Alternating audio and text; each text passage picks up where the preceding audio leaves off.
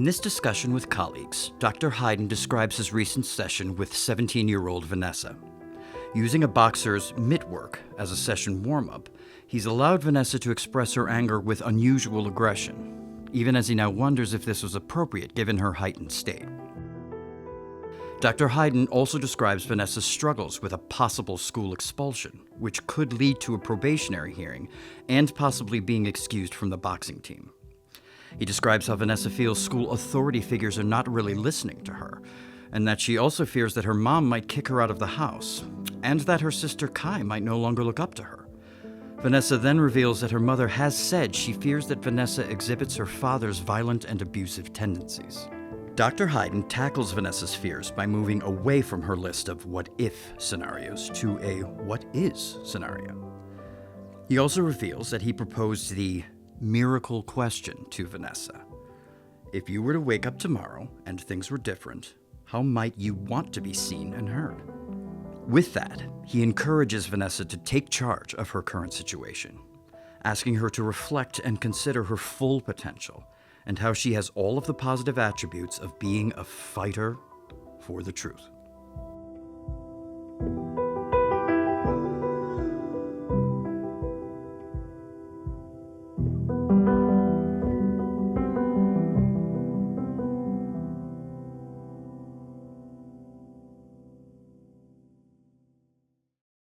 Steve, that sounds like a really powerful and intense session for you as well as for Vanessa. It was.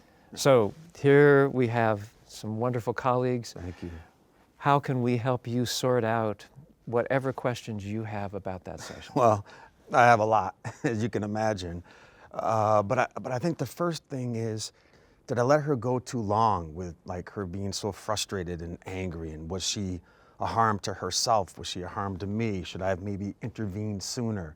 And so that's the first question I have is, should I maybe stop that outburst? So how did you decide?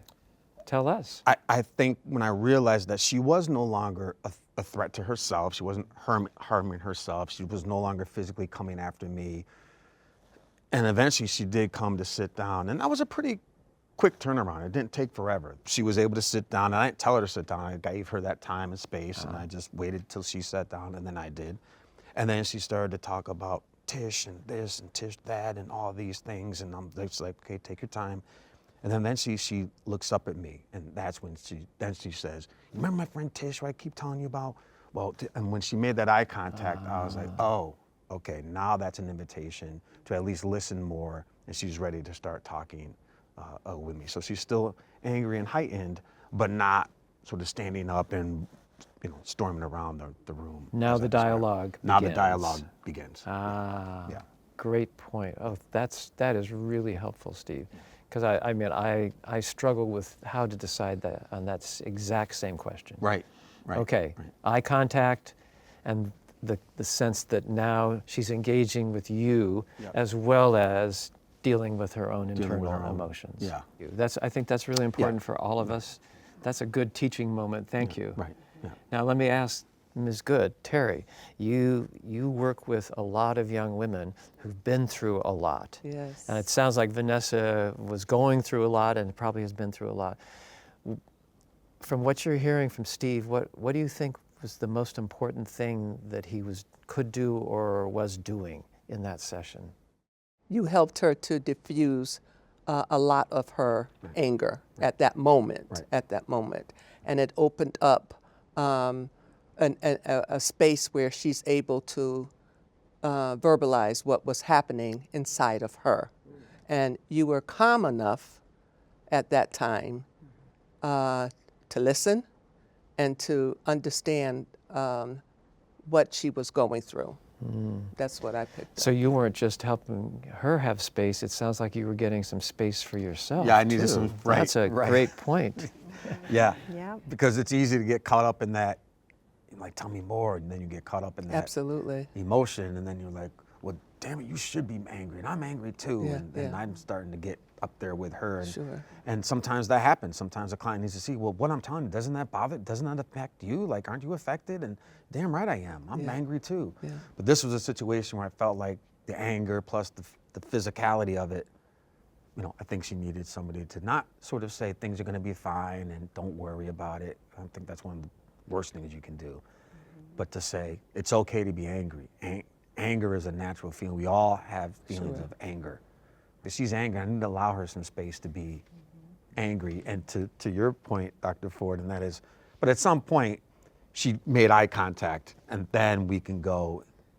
So she's still upset, but not quite from slamming down her stuff. And, And the way that you describe it, Steve, is, I could imagine that you really were able to help her to contain a little bit because you show her respect. So you were really, listening, the way that you're describing it, you just wanted to see how much space she needed, and then you move on when she gives you the sign, when she gave you the sign to move a little bit more. So that's... Thank you, because now you're saying that, I'm like, oh, okay, yeah, I guess I'll take that pat on the back, because I didn't, when she stormed in around the room a little bit, and then say, you can't do that, or I don't think any of us would say that, but there's the inclination to go, and I think I did try to give her some of that space, which gives her some authority in that relationship, because especially as an adult, all too often, we want to take control. I'm like, you know what? I need to allow her to know that she can take some control, and what does that feel like to come from that heightened state to a place where she can verbalize and communicate with me, what she wants, what she wants to do. You share her history, and it makes perfect sense, right? To bring more sort of acknowledging her more because of the different systems that are playing a big part on her life right now, and different systems that don't really see her. Maybe she doesn't feel that they respect her, and here you are. I think Steve even said that she said, they don't listen to me. So, she did. And the most fundamental form of respect is just to listen and take seriously what this person is saying. So you did that for her. Yes, because there were adults that weren't listening. She has a vice principal, Mr. Shea. She had a substitute teacher, and she wasn't listening to her. And so there's these authority figures who are just not giving her that respect, right, of listening.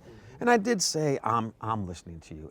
And I felt like that might have been, okay, you're trying to make yourself feel good. Like, you know what I mean? But it was an attempt to say, but I'm listening to you now. And how do we help you understand that you actually, maybe people weren't listening, and that feels frustrating, and that doesn't feel good, and doesn't feel, like you're being respected. But that didn't mean that you didn't have anything to say. And so that's important. And that then raises the question, which I suspect Michael will pursue in a very creative manner, which is, what did she tell you that she wanted people to hear? What was the message that they weren't hearing that was important to her? And not the surface message, but the core message. Yeah, the core message is, she has feelings and emotions, and she has, courage, and she has truth to tell, and she has a story, and you're not letting me express that. And all you see me is one way, and you're blaming me. And whether or not I took a phone or not, it wasn't about that. It was about, I'm trying to tell you what happened, and I'm trying to tell you how I feel, and I'm trying to express how I feel, and you're not giving me the opportunity, to do that. Well, to Julian's point, we were kind of with the same kids, Steve, and you'll see a principal. You said you saw the principal, right? Yeah, the vice principal. Yeah, the see a principal say, "I understand that you're angry." They don't understand that you're angry. They really don't. And so to me, that's a very surface level type of reflecting. From what you described, it sounds like you did, to me, a more profound type of reflection, which was the way I kind of phrase it is, I think a lot of parents, a lot of teachers, a lot of child welfare workers want us to let the kid be emotional, but in the, quote, correct way, in the proper way, in the acceptable. So true. And that's not a real thing for anyone, much less our kids. I hear what you're saying, that I'm willing to hear. Yeah. But not necessarily what you're needing me to hear. Exactly. And so I'll ask you, in real time. You said like she was boxing and then you said kind of lost it, just kind of started yelling. If you were to clock it with a stopwatch, just how long would it be? Like 20 minutes? Would it have been a minute? Like how long was that time where she's dysregulated, then she's sitting down talking to you? Oh, pretty quick. I mean, it was not. Like a minute or two? Yeah, if Yeah. that, not even. So one of my mentors would say for a primary emotion like sad, mad, happy, scared in a primate physiology, it's about 60 to 90 seconds. Yep, and that was about it. Yeah. So when I do crisis work, they were the same one who taught me crisis work. That because I think everyone in this room who's done that knows when I need to intervene versus when I need to give them space. Like, hey, Terry, I need your help. Versus like, Rocio, let's stay back just for a second or two. And to me, that was the reflection she needed. Is, yeah, you're pissed. Of course you're pissed. Obviously you're pissed. Your whole world's falling apart. And so I'm going to let you be angry, be upset, be dysregulated in a way natural to you and honor that. And to me, it shows a deep type of honoring that she did, which got, to Julian's point, got to, I think if you hadn't done that and you tried to do, quote, like an intervention, right, do a cognitive triangle or something, you would have lost her, man. You wouldn't have, that would have been a shot session, man. You wouldn't have had anything. That was your ticket in to do actual therapeutics. The meta message to that is you shouldn't be feeling what you're feeling. Let's try to think differently so that you'll feel more appropriately, which is, of course, not the right message. It's the exact wrong message, just as you're saying, Michael. Yeah. Sounds like you didn't, but you didn't go there at all. I didn't, and that now that I'm reflecting more and more, so this is super helpful, and that is that she also discovered that, well, actually, I'm not a danger to myself. I'm not going to harm myself. How did she I'm not discover out of- that? Because I How think did she discover that, Steve? by coming to her own sort of sitting down and talking and me giving her the space to do that and not telling her how to feel or you need to stop this way, but I don't believe this guy. I don't either. He's leaving something important out. Yeah. He just wants to be so much the reflective mirror and the unconditional, non-judgmental presence, which is wonderful. Believe me, I'm totally complimentary about that. But I think you're not giving yourself credit. What did you do that helped her see that she could control herself? You must have been doing something because she wouldn't have been able to just do that on her own. right. I mean, She could, but right. she wouldn't have been able to do it in the way that you're describing, Right. where she could get to a point where she could then talk with you about how to make sense of all of this. yes. So what did you so, do? So I didn't leave the room, right? Okay. Stayed there, Yeah. okay? Allowed her time to sort of negotiate how she wanted to get through this 60 to 90 seconds, didn't force the issue, and then told her, take your time, you can breathe, I'm right here, let's talk when you're ready to talk. And that began to get her to start to settle into her chair and eventually begin, so tell me what happened. And I'm gonna listen to your story. Now I might not say I'm gonna listen to your story, but take as much time as you need to tell me. And here's the other thing, and I think what you're also getting at is, and so she was still kind of this and that, and this person and that person and that person. I just all that external stuff. all that external stuff. Just let her list all those things, okay? And then eventually what happened was I was like, you know what, Vanessa, don't look now, but you're fighting. You're doing what we just did. Oh, so you actually shifted the focus I from shifted. outside of her to her. Right. Oh. Right. So No small shift. no small shift, taking a risk because she kind of looked at me like, we're not, I was like, no, you're right. We're not physically, you're not hurting me. We're not physically doing the Mitt work, but you're fighting for yourself and you're fighting to tell the truth and you're fighting for who you are. And these people are not listening to you. And so you're fighting to be heard. And that, I think when I said that, her level of, Did you see a change? oh yeah, it was, oh. And she just kind of, and we started to like, okay, tell me more about, because then the vice principal had to call her mom, and so we talked about But Michael, you know what that shift is, Yeah, right? and I want to point out why that shift is so important in part because from my understanding what you talked about for Vanessa, teachers, vice principal, and especially mom, like and ordinarily it would be mom, right? But, and I know this is more Terry's expertise than mine, is like she disclosed in this session from what you said is yeah, dad's a batterer, dad, like this is, so my understanding of IPV relationships and households, there's only room for one person's emotion. You basically, that shift was because you gave room for her emotion. You gave, another safe adult gave that room. Yeah. Again, I know that's more Terry's expertise than mine, but that'd be my thought. Yeah. No, helpful. Terry, from your experience, do you think it's possible that Vanessa, Steve didn't exactly say this, but I wondered, you know, Michael mentioned mom and that there'd been some battering by dad. Yeah, right.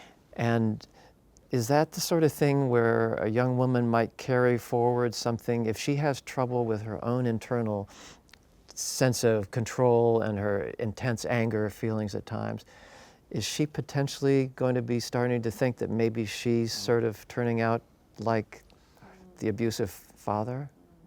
Absolutely. If there's no kind of intervention for her safety, for her truth, she's going to revert back and pick up the habits or whatever she's picked up or learned from the household. And it could be mother, it could be father. And I just want to say, in all of what I heard about your intervention, we must not forget she is also a teenager.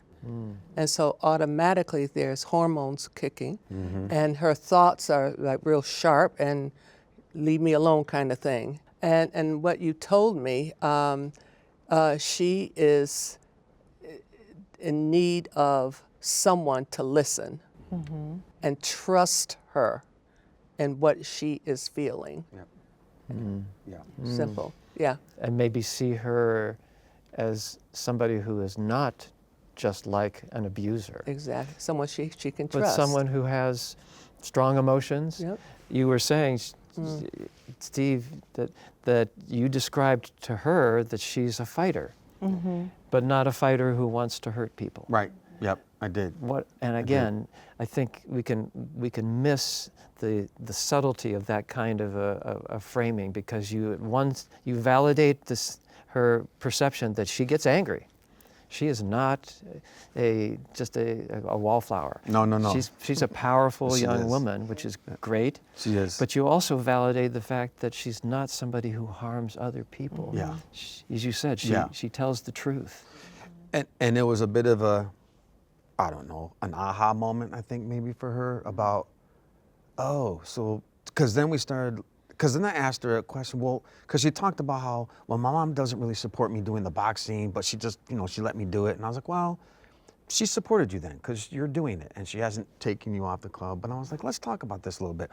Why did you get into the boxing? Like, what was it about, you? And I think her first response was, well, it looks cool. I'm like, and it does look cool, and that's cool. That's a teenager. Yeah, that's a teenager. Especially a female. Especially a female, Yeah. so it looks cool. Yeah. Well, some of us guys too. I thought it looked cool too. Yeah. That's why I got into it. But then I said, yes, it does look cool, but what else? And I started to help her think about, does it maybe help with some aggression? Does it maybe help you feel? And actually, she used the term, it actually helps me feel a bit in control. I was like, Yeah, I remember, yeah.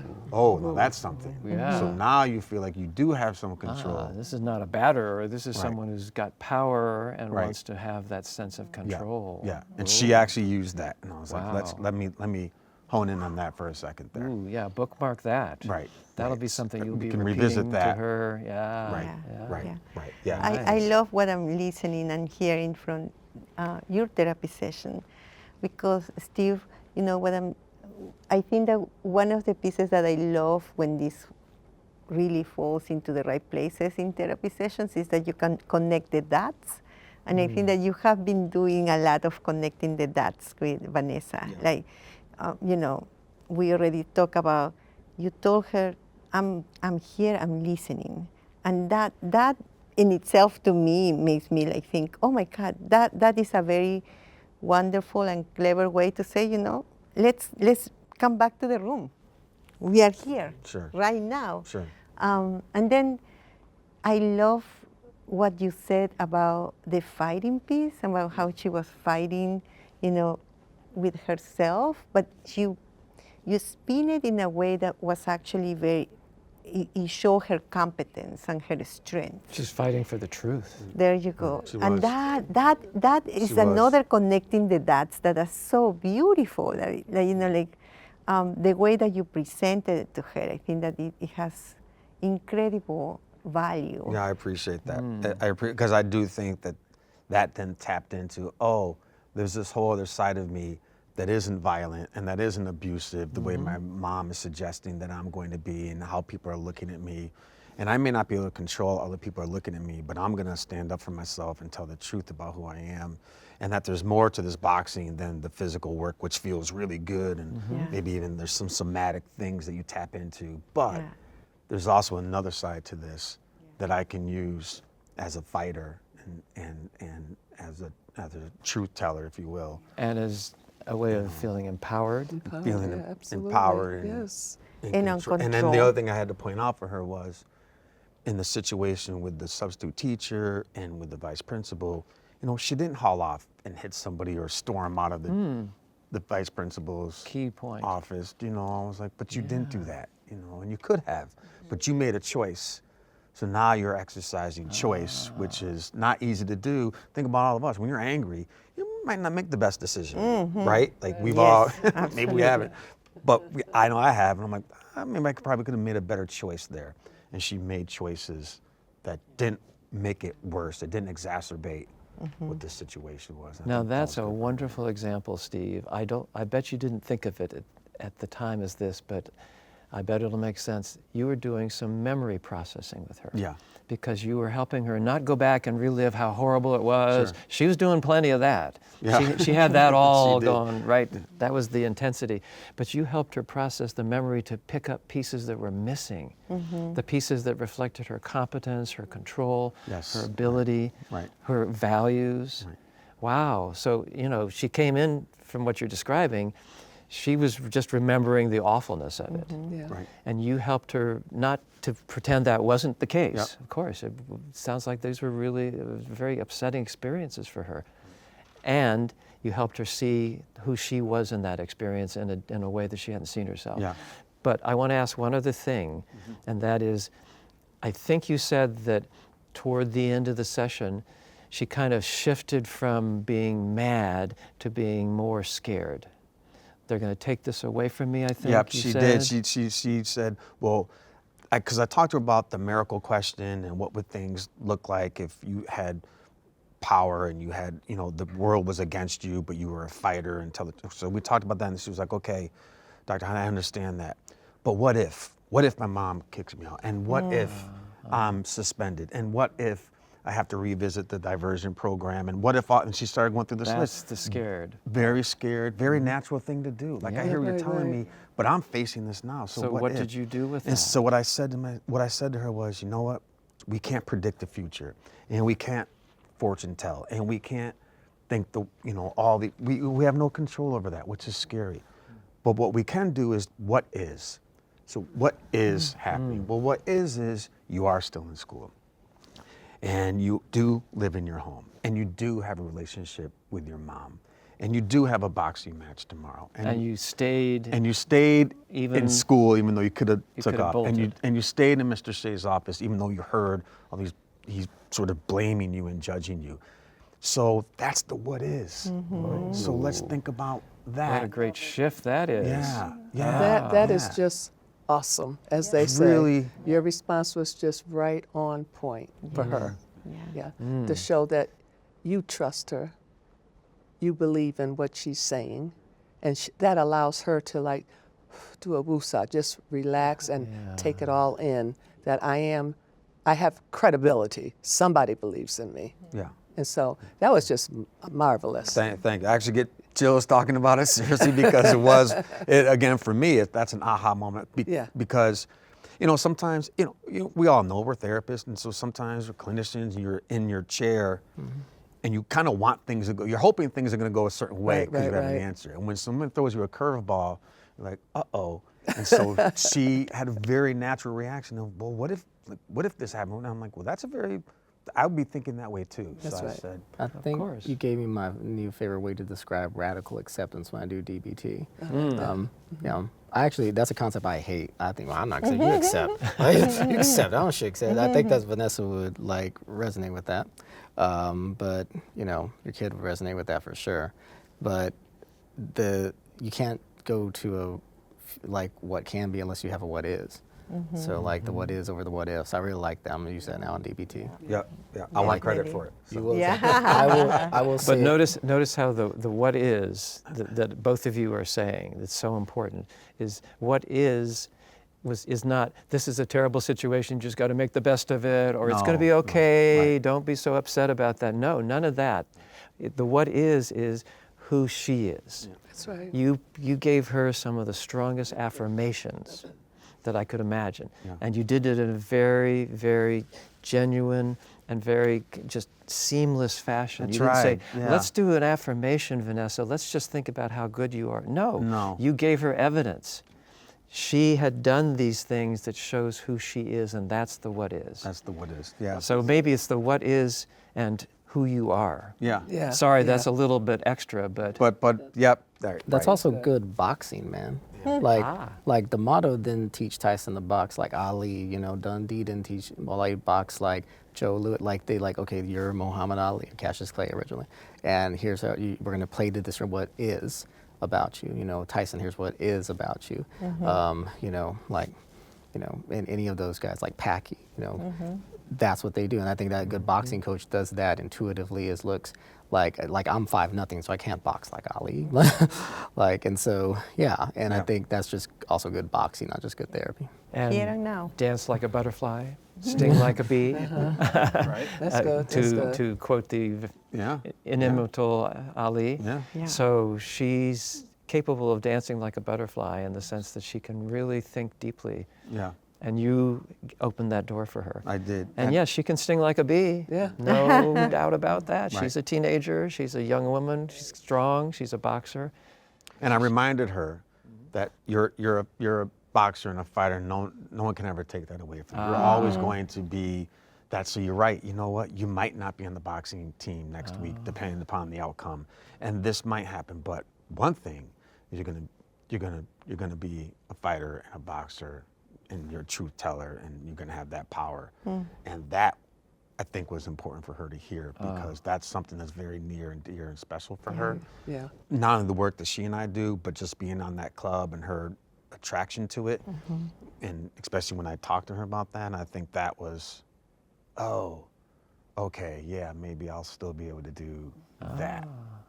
It's nothing like hearing from a very wise man that Well, you're yes, never yes, going to the- lose. The gray hairs, yes, of course. Well, Steve, thank you. This has been such an illuminating discussion. Thank you all, colleagues. Thank you, Yeah, thank all. you. And Yeah, what a thank wonderful you. session. And I hope we'll hear more about your work with Vanessa. You will. Because I know there's going to be a lot more boxing. There but will. There's There going will. to be a lot of empowering too. Yeah. Definitely. Yes. Yeah. Yes. Thank you. Great Thank you. job. Thank you all. Yep, Great it's job. great. Yeah.